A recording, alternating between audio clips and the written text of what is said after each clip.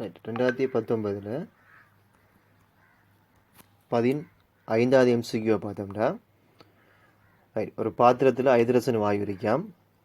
வெப்பநிலை வந்து 300 கெல்வின், அமுக்கம் 1/10⁵ அடுக்கு Nm-2 அல்லது பஸ்கால். இதே மாதிரி ஹைட்ரஜன் மூலக்கூறுகளோட இடை வர்க்க மூலக்கதி தரப்பட்டிருக்கு 2 km/s-1. அப்போ முதலாக பாருங்கள், T தெரியும் 300 கெல்வின், இதே மாதிரி அமுக்கம் P தெரியும் 1/10⁵ அடுக்கு Nm-2. இதே மாதிரி இடை வர்க்க மூலக்கதின்னா என்ன? C² வர்க்க மூலம். அது வந்து 2 km/s-1. அப்போ m/s-1க்கு மாத்திரம் எப்படி போகுது? 2000 m/s-1.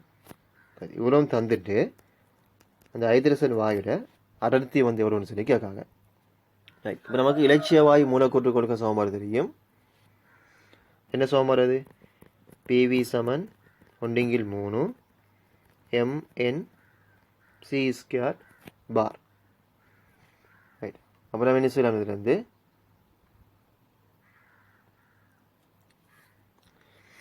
ரைட், இப்போ இதில் எம்டு செல்றது வந்து என்ன? ஒரு மூலக்கூறின் திணிவு. என்னென்று செல்றது?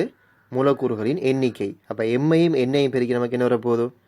மொத்த திணிவு வந்து வரும். இப்போ ஒன்று திணிவு நமக்கு தெரியும், எத்தனை இருக்குன்னு நமக்கு தெரியும். பெருக்கி நம்ம என்ன செய்ய போகுது? நமக்கு எவ்வளோன்னு சொல்லி மொத்த திணிவு வரப்போகுது. அப்போ இதுலேருந்து PV = 1/3. நான் மொத்த திணிவை W போடுறேன், WC² பார். இப்போ இதிலிருந்து P அப்படி இருக்க 1/3 W/V சொல்லி போடுறேன். அதாவது W திணிவு, வீண்டா கனவளவு, C² பார். ஆகவே இதிலிருந்து P = 1/3 W/Vக்கு என்ன போடலாம்? திணிவிங்கில் கனவளவு, ரோ போடலாம், அடர்த்தி, இன்டு C² பார்னு வரப்போகுது. ஆகவே இதிலிருந்து ரோ = 3P/C² பார். இப்போ நமக்கு இதில் P வந்து தெரியும் 1/10⁵ அடுக்கு, கீழே C² பார் வரணும். ஆனால் நமக்கு தரப்படுகிற வந்து C² பாரோட வர்க்க மூலம். அப்போ என்ன செய்யணும்? நாம் இந்த 2000க்கு வந்து வர்க்கம் இருக்கணும். 2000 வர்க்கம். ஆகவே சுருக்கினோம்னா 0.075 கிலோகிராம் m/3 வரும். அப்போ ஆன்சர் வந்து 2வது. இந்த கேள்விக்கு நமக்கு வெப்பநிலை வந்து அவசியம் இல்லை.